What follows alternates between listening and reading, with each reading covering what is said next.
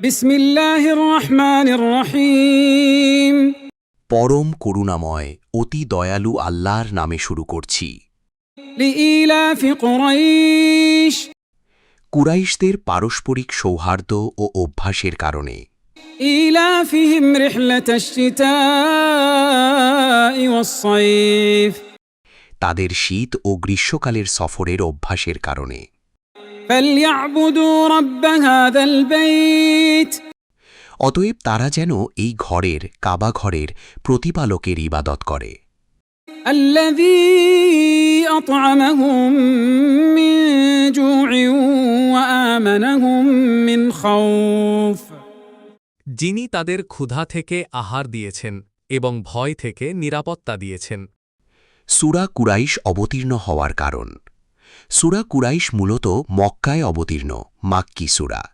এটি নাজিল হয়েছিল কুরাইশ জাতিকে আল্লাহর দেওয়া বিশেষ নিয়ামত স্মরণ করিয়ে দেওয়ার জন্য।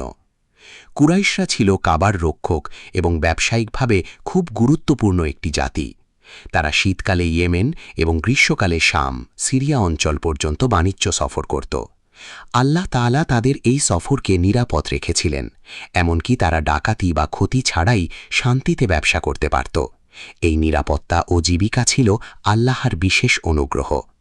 এই সূরায় আল্লাহ তাদের স্মরণ করিয়ে দেন যে এই নিরাপত্তা ও রিজিক তোমরা নিজের শক্তিতে পাওনি, বরং আল্লাহই তোমাদেরকে ক্ষুধা থেকে বাঁচিয়েছেন এবং ভয় থেকে নিরাপদ রেখেছেন।